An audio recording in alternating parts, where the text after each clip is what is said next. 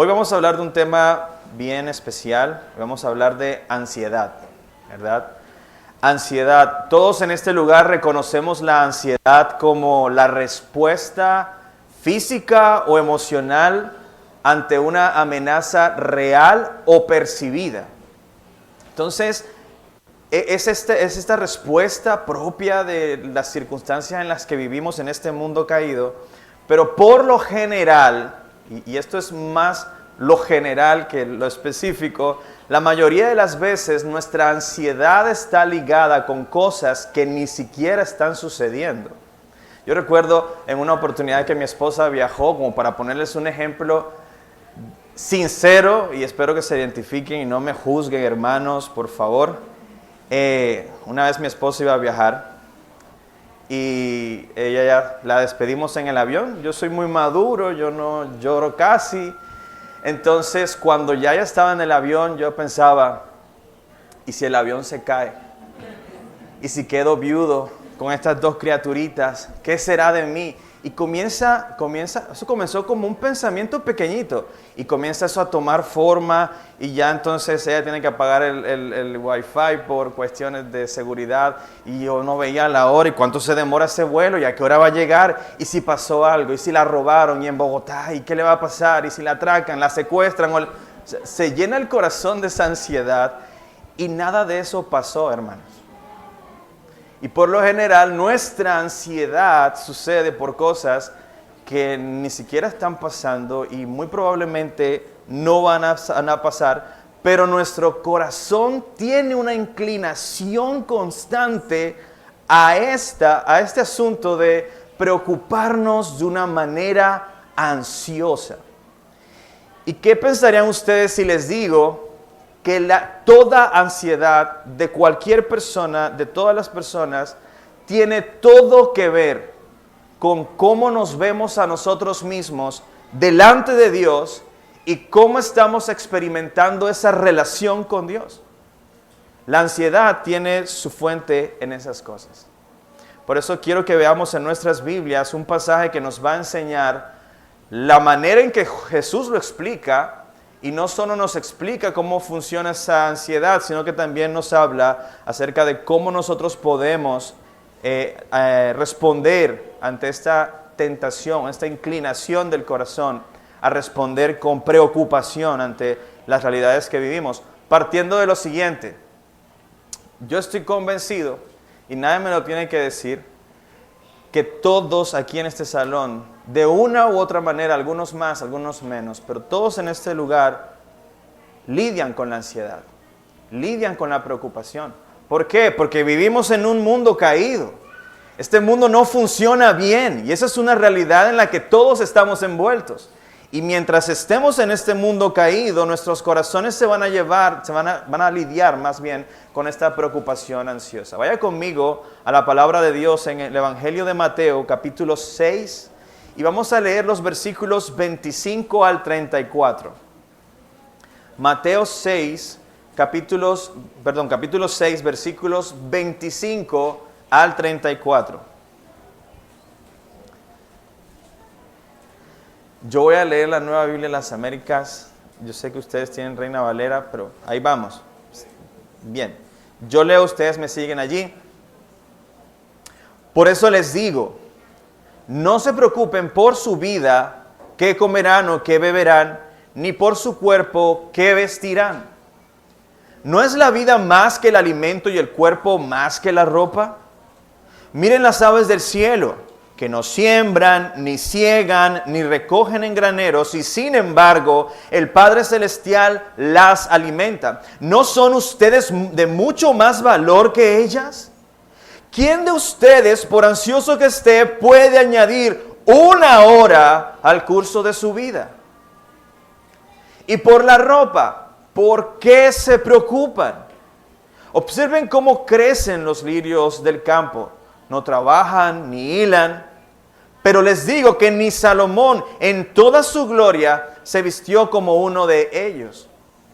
Y si Dios así viste la hierba del campo que hoy es y mañana es echada al horno, ¿no hará Él mucho más por ustedes, hombres de poca fe? Por tanto, No se preocupen diciendo, ¿qué comeremos? ¿O qué beberemos? ¿O con qué nos vestiremos?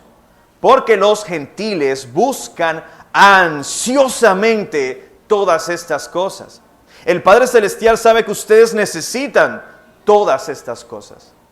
Pero busquen primero su reino y su justicia, y todas estas cosas les serán añadidas. Por tanto, no se preocupen por el día de mañana, porque el día de mañana se cuidará de sí mismo. Bástenle a cada día sus propios problemas. Esa es la palabra de Dios, amados. Acompáñenme a orar. Oh Dios bueno, gracias por hablar a nuestras vidas por medio de la Escritura que ha sido leída. Y ahora te ruego que nos ayudes, oh Señor, a entenderla, a amarla, para que salgamos de este lugar con una disposición sincera de poner en práctica estas cosas.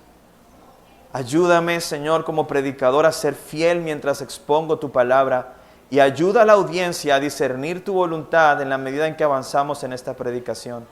Te lo ruego en el nombre de nuestro Señor Jesucristo. Amén y amén.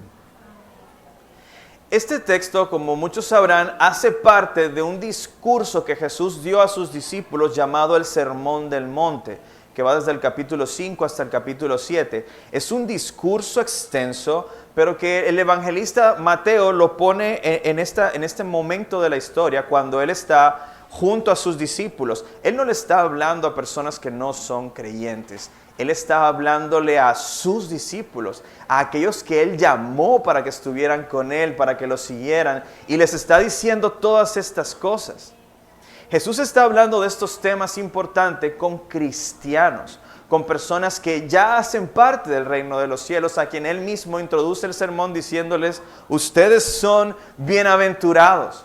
Ustedes son bienaventurados, no solo son bienaventurados, ustedes son la luz del mundo, ustedes son la sal del mundo. Hagan resplandecer esa luz que hay en ustedes para que las personas glorifiquen al Padre.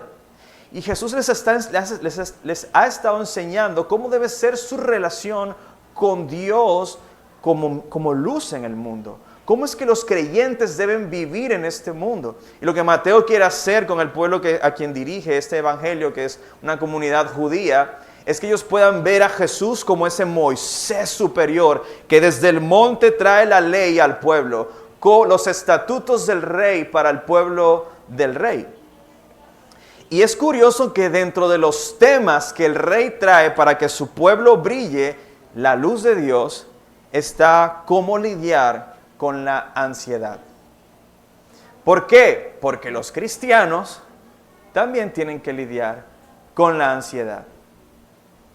Ahora, Jesús hasta este punto del capítulo 6, les ha enseñado, les estuvo diciendo más bien, los estuvo llevando a reflexionar acerca de dónde tienen su corazón. Ese es el contexto más inmediato. Jesús les hace esa pregunta, ¿dónde está su corazón? ¿En las cosas del cielo o en las cosas terrenales? Piénsenlo bien. ¿Hacia dónde se inclina todo tu afecto? ¿Hacia las cosas de Dios o hacia las cosas terrenales? ¿Tu adoración de verdad está hacia Dios o hay ídolos que se están robando tu adoración y tu confianza? Pero si Dios y su reino son el lugar en donde está tu corazón, entonces muéstralo a través de una vida sin avaricia, sin amar el dinero. Por eso esa reflexión de Cristo es bastante fuerte, porque te hace pensar en qué estás invirtiendo el tiempo de calidad de tu vida. ¿Qué es en lo que más te esfuerzas? ¿Qué es en lo que más eres diligente? ¿En las cosas del reino de los cielos, que son eternas, o en las cosas de este mundo, como el dinero, que ni te pertenecen y no se van a ir contigo una vez tú partas de este mundo? Y Jesús conecta esta enseñanza acerca de la avaricia con la ansiedad, porque generalmente nuestra ansiedad, por eso digo generalmente, no es siempre, nuestra ansiedad está ligada a nuestro amor por las cosas terrenales, a nuestra dependencia de las cosas terrenales. Piénsalo por un momento. A veces las personas se afanan porque no tienen un trabajo. ¿Y con qué le voy a dar de comer a mis hijos? Y eso es una preocupación buena hasta que tú haces de eso la fuente de tu gozo. Tú no vas a estar contento, tú no vas a estar tranquilo hasta que tengas esto o aquello. Porque luego vas a tener los que estaban afanados por terminar la universidad, ¿no? Cuando yo sea profesional y tenga el título, no pasó nada. Ya eres profesional, tienes el título y eres un desempleado. Bueno, comenzaste siendo un desempleado más. Cuando tenga el trabajo de mis sueños, esté en un escritorio con una... Lo tienes, pero aún así el corazón no se siente satisfecho porque en este mundo nada de lo creado tiene el poder o la cualidad de dar plenitud al corazón. Entonces esta es una reflexión válida para empezar este sermón. ¿Dónde está mi corazón? ¿Hacia dónde se están dirigiendo mis afectos? ¿Hacia lo eterno y duradero o hacia lo terrenal y temporal? Porque si tu tesoro es Dios, si tu corazón está en el reino de Dios y en su causa, si le sirves de todo corazón, es porque tú has creído en Jesús. Y si tú has creído en Jesús, entonces lo que Cristo nos dice en este pasaje es: no hay nada en este mundo que deba preocuparte. ¿Por qué? Porque tienes un Padre glorioso, poderoso, que cuida de ti. Así de simple y claro. Sin embargo, como Jesús sabe que vivimos en este mundo caído y tenemos esta tendencia pecaminosa hacia preocuparnos en exceso, no nos los deja como un consejo, como una opción, porque el versículo 25 es un mandamiento. Es decir, cristiano, tú no tienes que preocuparte. No es como el consejo que uno le da, no te preocupes, Pedro. No. Es que Dios te está ordenando no preocuparte. Y ahí es cuando la cosa se pone un poco sensible porque uno dice: bueno, si me preocupo estoy desobedeciendo. ¿Cómo hago? ¿Cómo hago? Porque es una realidad que todo corazón tiene que enfrentar. Y les decía al principio que tiene todo que ver con cómo tú entiendes tu relación con Dios, cómo tú experimentas tu relación con Dios. Porque si eres hijo, no hay nada de qué preocuparse. Pero si eres huérfano, bueno, tienes razones para preocuparte. Ese es el título de este sermón: hijos confiados o huérfanos ansiosos. ¿Qué eres tú? ¿Un hijo confiado o un huérfano ansioso? Y vamos a seguir esta enseñanza conforme Cristo ha desarrollado estas ideas en dos puntos principales, que sería, primero que todo, identificar cuál es la raíz de la ansiedad, y en segundo lugar, el antídoto contra la ansiedad. ¿Cómo nosotros nos curamos de ese asunto? Pero para eso primero hay que conocer la raíz de la ansiedad. Y no lo digo yo, lo dice Cristo. Él entiende que lo que primero debemos entender es de dónde viene este asunto que combate en nuestro corazón. Y Él dice en el versículo 25, no se preocupen, una vez más, lo repite demasiado, no se preocupen por su vida, qué comerán o qué beberán, ni por su cuerpo, qué vestirán. ¿No es la vida más que el alimento y el cuerpo más que la ropa? Fíjate este pensamiento interesante. Vida mayor que comida, cuerpo mayor que vestido. Este es un razonamiento bastante profundo, porque yo quiero que levante la mano aquel que dijo: yo decidí qué día vivir y tener vida. O sea, de repente hubo un momento, en el principio era yo y dije: tengo vida y ya la tengo. Nadie. ¿Quién puede garantizarse para sí mismo la vida para esta tarde o para el día de mañana? Nadie.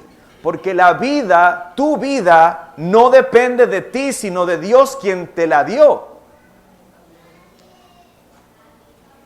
Por lo tanto, Cristo nos está llevando a considerar que el que nos dio la vida, y no solo la vida, sino el cuerpo, porque nadie aquí puede decir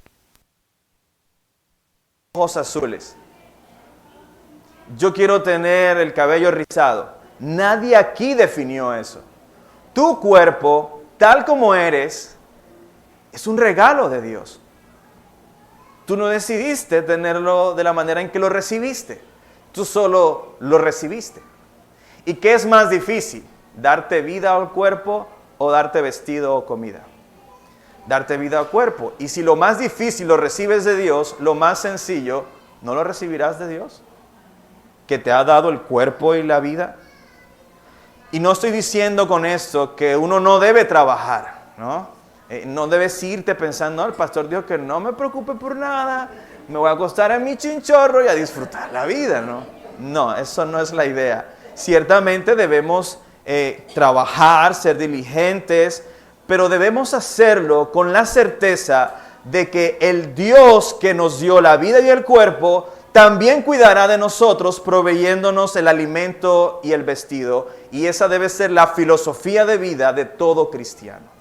Yo trabajo y soy diligente, pero confiando en el Señor, no en mi trabajo y mi diligencia, ¿sí? Ese es el punto.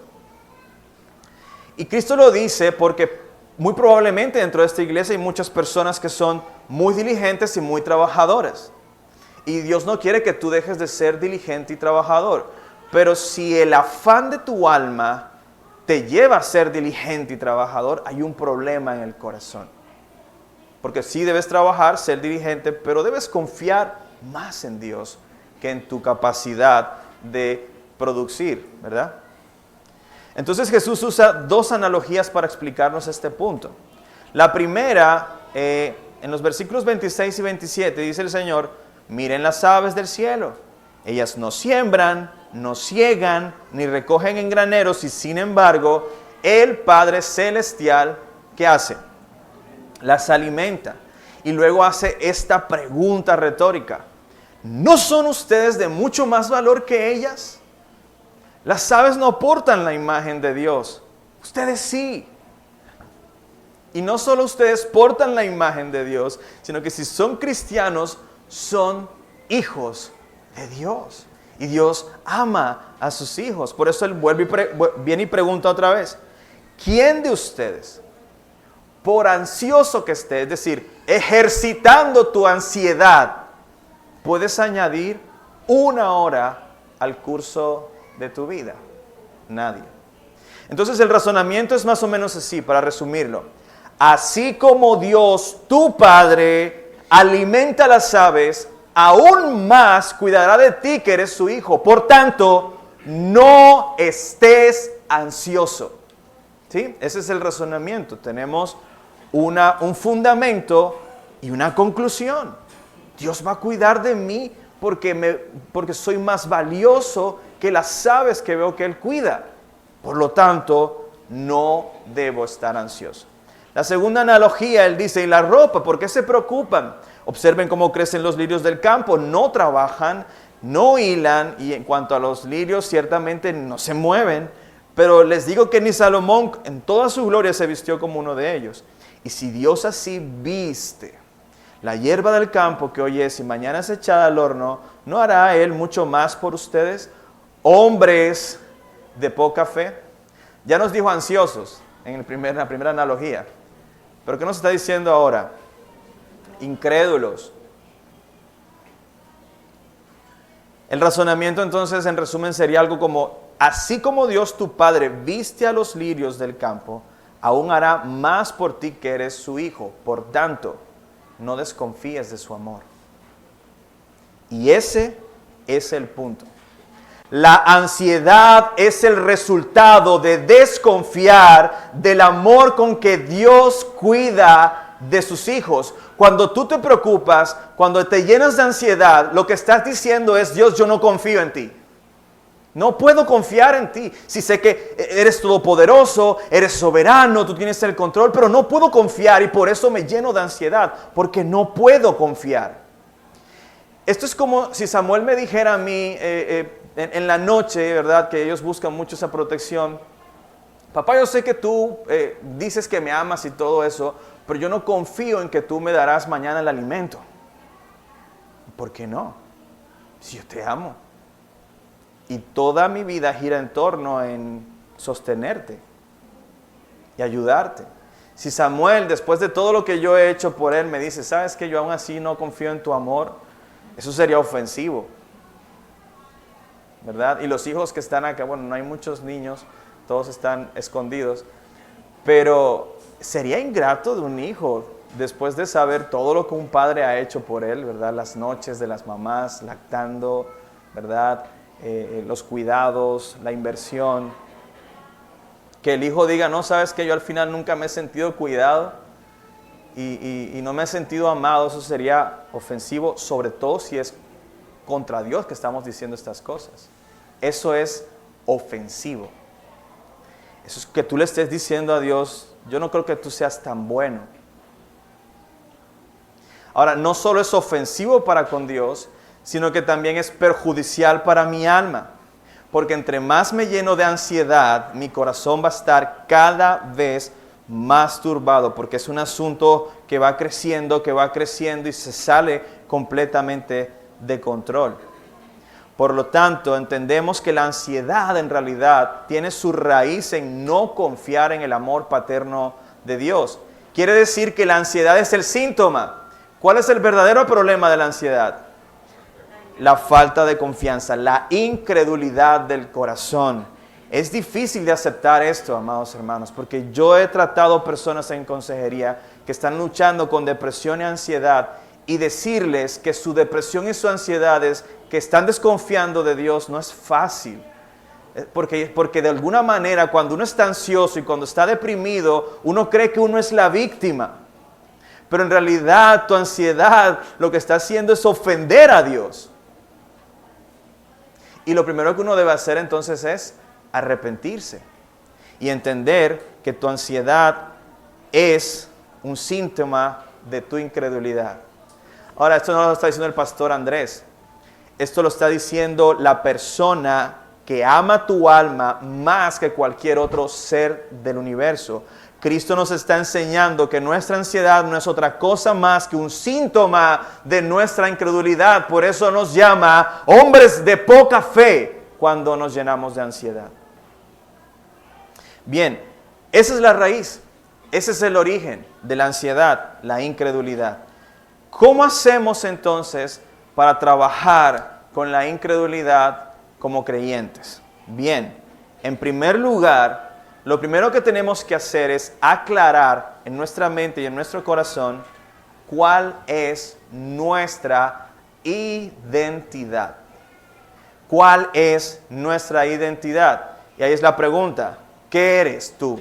¿Qué eres tú? ¿Qué entiendes que eres tú para Dios? ¿Tú entiendes que eres hijo de Dios? ¿O entiendes que no eres hijo de Dios y por tanto eres un huérfano? Y esto es importante porque el argumento de Cristo es el siguiente. Dios cuida de manera especial, amorosa e invierte toda su bondad en cuidar a sus hijos. A sus hijos. Pero si tú no eres un hijo de Dios, como les decía al principio, tienes razones importantes de peso para estar preocupado, para estar ansioso. Porque estás buscando en las cosas de este mundo una seguridad que no la puedes recibir de nadie más, sino solamente de Dios. Ahora la pregunta que surge aquí es, y yo quiero que respondamos y aclaremos este asunto. Porque aquí hay muchas personas que creen que son hijos, pero no lo son. No lo son. ¿Qué dice la Biblia?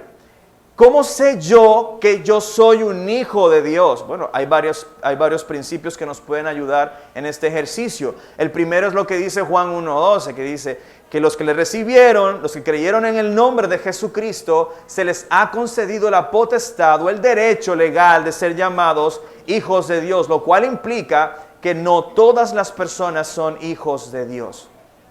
No todas las personas son hijos de Dios.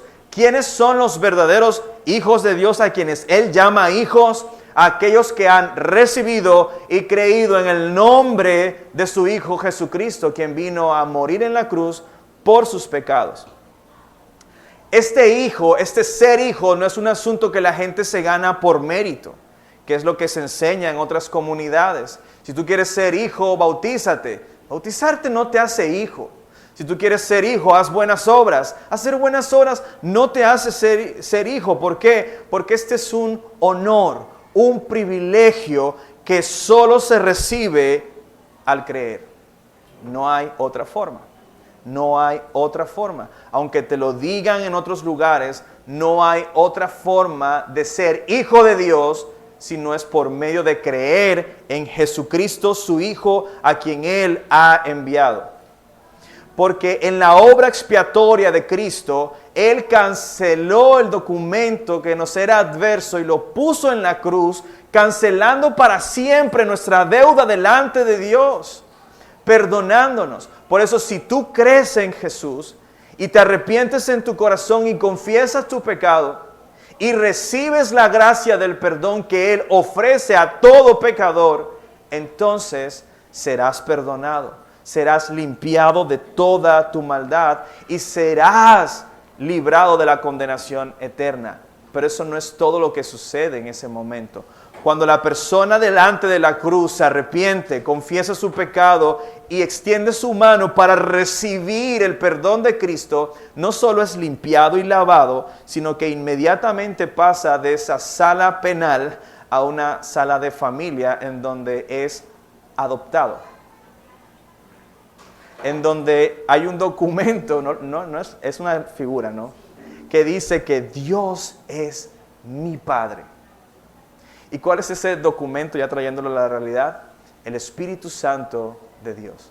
Recuerda que la Escritura dice que Él es quien da testimonio a nuestro espíritu que somos hijos amados. Somos hijos amados. Por lo tanto, si tú has creído en Cristo, el Espíritu Santo vive ahora en tu corazón y Él es el que hace que tú clames, Abba, Padre. El que hace que tú te acerques sin temor, sin vergüenza, delante de su trono y le puedas llamar Abba, Padre. Pero si tú no eres cristiano y por ende eres huérfano, con razón la ansiedad. Y no hay forma de que tú calmes tu ansiedad si primero no resuelves el problema de tu identidad. Pero yo no quiero que ustedes se vayan de este lugar sin escuchar que en este mismo momento, tú hoy, ya mismo, si te arrepientes, si crees en Jesús, hoy puedes ser perdonado. Ya mismo puedes ser limpiado de tus pecados. Hoy mismo puedes ser llamado hijo de Dios si recibes el don de Cristo en tu corazón para el perdón de tus pecados. Piénsalo. No hay una mejor oferta que esa en todo el universo. Y hoy la estás escuchando de parte de Dios. Rinde tu vida a Cristo ahora mismo en arrepentimiento y fe y tendrás el regalo del perdón y la adopción. Fíjate que en este pasaje, solo en este pasaje, la palabra Padre Celestial se repite muchas veces. ¿Qué crees que está tratando Dios de decirte? Si tú no eres creyente, Él te está diciendo, yo quiero que tú seas mi hijo. Quiero adoptarte. Cree en Jesús y eso va a suceder. Si tenemos eso claro, quién soy delante de Dios, entonces lo segundo que hay que hacer es considerar cómo viven los huérfanos para no vivir así, ¿verdad? Dice Cristo, por tanto, no se preocupen, ¿cuántas veces ha dicho ya? 3. No se preocupen diciendo, ¿qué comeremos o qué beberemos o con qué nos vestiremos? Que dice Cristo allí en el versículo 32. Porque los gentiles, es decir, los que no son hijos, los huérfanos, buscan, ¿cómo? Ansiosamente estas cosas. Por eso les decía, con razón su ansiedad, porque están buscando en las cosas terrenales, en las cosas temporales, lo que no van a poder encontrar jamás, pues solo se halla en Dios. Los que no son hijos de Dios, es decir, los que son huérfanos espirituales, buscan estas cosas con toda la ansiedad de su corazón. Ahora, el asunto de la comida y la bebida no es lo único que se busca con ansiedad. Estas cosas están representando todo lo que el ser humano trata de buscar, creyendo que en eso va a encontrar la solución para su seguridad. Esa sensación de desnudez, esa sensación de estar vacío, esa sensación de no estar incompleto, de que falta algo, esa sensación hace que las personas busquen en drogas, en sexo, creyendo que cuando tengan hijos van a sentirse plenos, creyendo que cuando tengan el trabajo de sus sueños se van a sentir plenos, creyendo que cuando hagan X o Y cosa, ahí sí se van a sentir bien. Esa es la razón por la que las personas andan en busca de algo que no saben qué es, pero que creen que va a calmar su ansiedad en este mundo. Pero es que en este mundo no hay nada que pueda calmar esa ansiedad. Por lo tanto, comida, bebida y vestido representan todas las cosas que el corazón del hombre busca con afán para encontrar en ellas lo que solamente Dios puede dar. Y Jesús de aquí en adelante les va a llamar todas estas cosas. Ves que se repite creo que como 3 veces esta misma frase. Todas estas cosas. ¿Cuáles cosas? Todo lo que el ser humano busca con ansiedad, creyendo que va a encontrar seguridad en ello. Ahora, no es malo, y quiero repetirlo otra vez, no es malo trabajar por el vestido, por la comida, por la bebida. No es malo querer ser productivo. Lo malo es hacerlo ansiosamente, buscando en ellas la seguridad para nuestras vidas. Un ejemplo en las Escrituras es cuando Israel estuvo en el desierto. ¿Sí recuerdan ese milagro de que ellos dijeron, oye, tenemos hambre, Moisés? Y Dios hizo caer maná del cielo. Mira la orden de Dios para que tú veas lo ansioso que es nuestro corazón. La orden de Dios fue, ustedes van a salir, tomar la ración de ese día y la van a llevar y se la van a comer. No tomen más raciones. Dios pastoreando su pueblo. No tomen más raciones. Una para cada día, para cada una de las personas de su casa. ¿Qué hizo el pueblo? No tomó una para cada día, para cada una de las personas de la casa, sino que tomaron por si acaso. Uno no sabe si mañana Dios va a hacer, pero si te acaban de decir que Él va a hacer que llueva maná todos los días, ¿por qué vas a desconfiar de Él? No, uno no sabe. ¿Cómo así? ¿Y qué pasó con las personas que tomaron más de una ración? Se les pudrió, se les dañó. ¿Qué estaba haciendo Dios con ellos? Enseñándoles a confiar en Él. Enseñándoles a confiar en Él. Los huérfanos viven detrás de estas cosas ansiosamente. Uno no sabe. Y buscan poner su seguridad en esas cosas. Sin embargo, el ideal era que las personas dijeran, voy a tomar el de hoy porque confío que mañana Dios proveerá. Eso es en lo que Dios estaba entrenando a su pueblo. Y eso es en lo que Dios nos entrena aún hoy.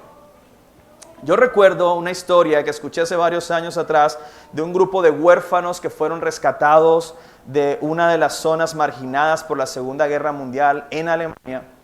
Y cuentan que estos niños que fueron salvados, que fueron rescatados de refugios en donde ellos pasaron días sin comer, sin probar comida, los encontraron de verdad muy mal. Cuando por fin ya estaban en refugios seguros donde se les daba alimento para que durmieran y vestido y todas estas cosas, algo que los cuidadores pudieron detectar del comportamiento de los niños que habían sido rescatados y que ahora eran huérfanos, es que ellos se llevaban a escondidas trozos de pan dentro de la ropa y dormían con ellos abrazados en su cama, porque tenían miedo de que mañana algo pasara, una bomba cayera, una guerra se desatara y nuevamente ellos tuvieran que pasar hambre otra vez. Esa zozobra es la misma en la que muchos niños viven hoy. Y yo no me imagino lo doloroso que debe ser vivir de esa manera. Uno no teniendo seguridad en nada, con miedo de que algo puede pasar en cualquier momento y voy a ser destruido porque no tengo garantías. Entonces me llevo mi trozo de pan porque uno no sabe. Así viven los huérfanos que no tienen hogar. Y tienen razón para tener miedo. Esos niños tenían todas las razones del mundo y no le podías decir, oye, no, pero ¿qué te pasa? Claro que sí, perdieron a sus padres en la guerra, perdieron su hogar, ellos no tienen fuente de ingreso, ellos no saben si estas personas que los están cuidando van a seguir cuidándolos el resto de su infancia, no tienen esa garantía. Por eso Jesús le está diciendo a sus discípulos, ustedes no vivan así, como si fueran huérfanos sin hogar, huérfanos sin padres, ustedes tienen un Padre que los ama. no tiene necesidad de vivir de esa manera. Cualquier ser humano desearía tener el Padre y el hogar que ustedes tienen. Un hogar que es eterno. Un Padre que te ama eternamente, para siempre, cada día. No vivas como huérfanos. Por eso Él dice, el Padre Celestial sabe que ustedes necesitan todas estas cosas. Él lo sabe. Él lo sabe. Por eso, no debes vivir como un huérfano, como inseguro de qué pasará mañana, porque tienes un padre y un hogar. Debes vivir como un hijo. Y lo que dice el versículo 33 es precisamente el contraste. Así viven los huérfanos, pero así viven los hijos. ¿Cómo viven los hijos? Busquen primero el reino de Dios, su justicia, y todas estas cosas les serán añadidas. Así vive un hijo de Dios, enfocado en Dios, su reino, su justicia, y las demás cosas, segundo renglón, son añadidas. No me preocupo, son añadiduras. Primero esto es más importante, esto es necesario, esto es en lo que me debo enfocar, porque mi Padre tiene un reino, una causa, un propósito, y yo quiero estar en los propósitos, las causas y el trabajo y toda la inversión que mi Padre está haciendo.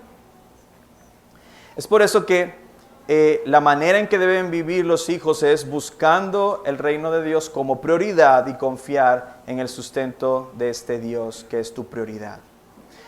Ahora, sea cual sea la situación en la que tú estás en estos momentos, si eres soltero, no tienes trabajo, o si eres casado, tienes trabajo o no tienes trabajo, independientemente de la etapa de la vida en la que tú estés, tu afán debe ser solamente por Dios. En eso es en lo que deberías estar afanado. En eso es en lo que deberías estar enfocado, preocupado. Por Dios, por conocerlo, por vivir para su gloria, porque su nombre sea conocido y predicado, porque su reino avance y sean vencidos los enemigos del Señor, porque muchos sean salvos en esta generación, porque la voluntad del Señor sea conocida, pero no solo conocida, porque la voluntad del Señor sea amada y seguida en este mundo como lo es en el cielo. La persona que vive interesado en estas cosas puede pedir con confianza, danos el pan de cada día, sabiendo que el Padre conoce nuestra necesidad, Él la suplirá y Él nos las dará en su generosidad mucho más de lo que nosotros podemos confiar. En este mismo Sermón del Monte, Jesús enseñó a sus discípulos a orar. Si recuerdan la oración del Padre Nuestro, esa es una oración modelo. ¿Cómo comienza la oración del Padre Nuestro? Señor, danos hoy el pan de cada día. No, así no comienza. ¿Cómo comienza? Padre nuestro que estás en los cielos, santificado sea tu nombre. Esa es mi prioridad de vida. Lo que yo anhelo con todo mi corazón es que tu nombre, Señor, sea santificado. Venga tu reino. Siguiente petición. No estoy preocupado por otra cosa más que porque tu reino resplandezca, se extienda, muchos te conozcan. Tercera petición. Hágase, Señor, tu voluntad aquí en la tierra como se hace en el cielo. Ese es mi deseo. Esas peticiones no están en ese orden por casualidad. Así ora una persona que ama a su Padre. Y luego de que ha puesto estas peticiones delante de Dios en oración, ¿qué viene? Señor, danos el pan de cada día, ¿verdad? No quiere decir que uno no pida por esas cosas, pero es que en realidad no son mi prioridad. Yo confío en que Él suplirá. Debo pedir, porque eso sí, en el capítulo 7 Él dice, pidan y se os dará, busquen y encontrarán, toquen y se les abrirá. Es decir, nuestra labor, nuestro trabajo es orar por estas cosas. Sin embargo, el que vive de esta manera, con el reino de Dios y su justicia como prioridad, puede estar tranquilo de que Dios suplirá las demás cosas como si fueran añadiduras. Entonces, ¿por qué voy a vivir preocupado? Mi Dios y Padre Celestial cuida de mí, Él me sostendrá. En este mundo, o más bien, la labor de este mundo y de Satanás es hacerte creer a ti que Dios no te ama. Eso fue lo que le dijo a Adán y a Eva en el huerto. Esa es la misma mentira hoy en día. Desconfía de Dios, Él no te ama, Él no tiene un buen plan, Él te está ocultando algo bueno. Eso fue mentira y sigue siendo mentira hoy. Satanás sigue intentando trabajar en tu mente para hacerte creer que Dios no te ama. Cristo te está diciendo, no tienes que preocuparte, tu Padre te ama. Yo recuerdo algunas cosas que experimenté en mi niñez y que obviamente cuando uno las ve en sus hijos, uno dice, ay, a mí también me pasaba eso. Una de esas cosas es que, yo no sé si a ustedes les pasó, probablemente yo soy el único niño traumado de esta sala, pero yo recuerdo que nosotros vivíamos en una casa de un piso y las noches eran oscuras. Y entonces tú comenzabas a escuchar ruidos raros en el techo. Y entonces uno no decía, no, seguramente será alguna palomilla o una iguana que está por ahí, ¿verdad? No, uno decía, la bruja, Dios mío. Y comienza a raspar la ventana algo. Y uno no decía, no, debe ser que la rama del palo la está raspando, hay que cortar ese palo. No, uno decía, Freddy Krueger se metió a mi casa. Y yo no sé por qué uno tiene esa tendencia a creer que debajo de la cama hay algo que me va a morder los pies en la noche. Y lo mejor de todo es que uno percibe todos esos terrores en la noche, ¿verdad? Que te atormentan y comienzan con pensamientos pequeñitos y se van haciendo cada vez más grandes al punto de que tú te arropas, pero no porque tengas frío, sino porque de alguna manera la sábana tiene un superpoder protector que te va a librar de cualquier monstruo que pueda salir del escaparate. Niños, no hay monstruos en el escaparate. Todo aquel que dormía con el pie afuera, que lo metía, quiero que sepas que no existe el monstruo debajo de la cama, ¿verdad? Amados hermanos, eso cuando yo era niño, yo recuerdo que todo comenzaba con un pensamiento y se hacía hasta que llegaba un momento en que ya yo no podía más. ¿Y qué hacía el niño? Salgo corriendo para donde mi papá, me refugio debajo de su costilla y ahí me siento seguro, ¿verdad? Cuando a Samuel le pasó, recientemente, a Samuel le pasó y yo quedé desconcertado porque yo estaba profundamente dormido, pero cuando uno es papá, el mínimo asunto del hijo, uno queda activo 100%. Y yo escucho a mi hijo llorando, yo, ¿qué pasó, mi amor? Yo me asusté porque pensé que le había pasado algo. ¿Qué pasó, mi amor? No sé, se puso a llorar, lo acosté al lado mío, mi amor, pero dime, hijo, papi, ¿qué pasó? Samuel, fundido, como si no hubiese pasado absolutamente nada. Yo me pregunté, ¿qué pasó? ¿Cómo es que un niño que aterrorizado hace 2 minutos vino corriendo a mi habitación y ahora está profundamente dormido como si no hubiese pasado nada? ¿Será que al final el niño entendió que no era una bruja, sino que era una cosa normal? No, él no entendió eso.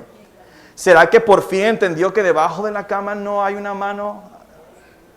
¿Será que entendió que en el escaparate no hay monstruos? ¿Qué fue lo que pasó? ¿Será que tuvo una pesadilla? ¿Se resolvió esa incógnita en Samuel? No. ¿Qué fue lo que pasó que trajo paz a su corazón? Estoy con mi papá.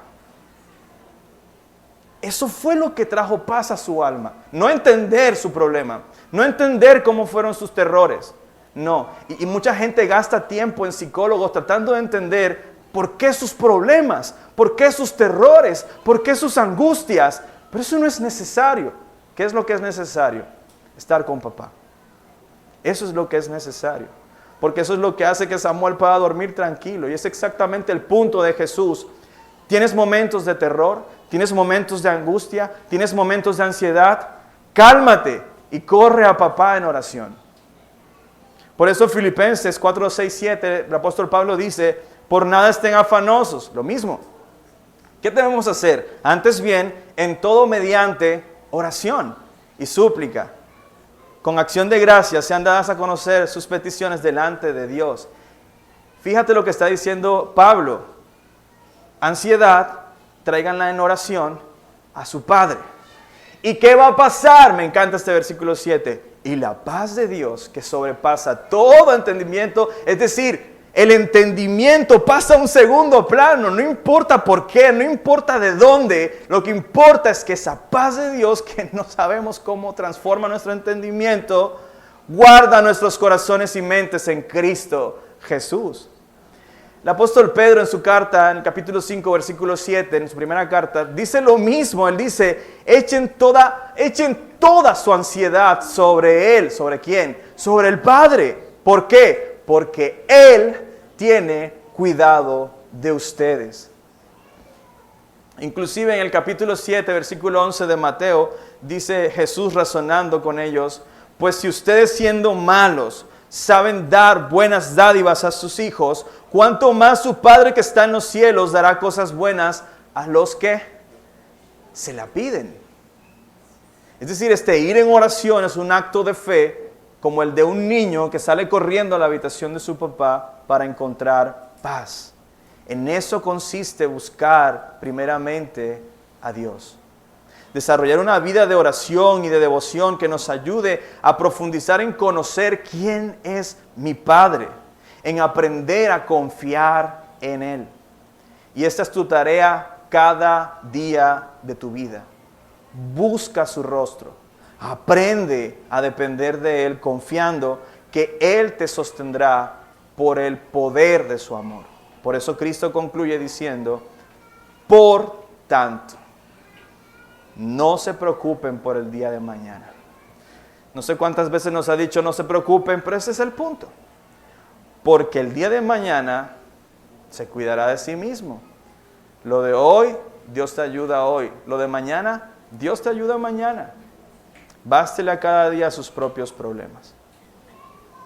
Bien, hoy aprendimos entonces que no hay razón para el afán, porque somos hijos amados y tenemos un Padre. Pero no quisiera terminar sin esta explicación importante. No hay razón para el afán porque tu Padre te alimenta.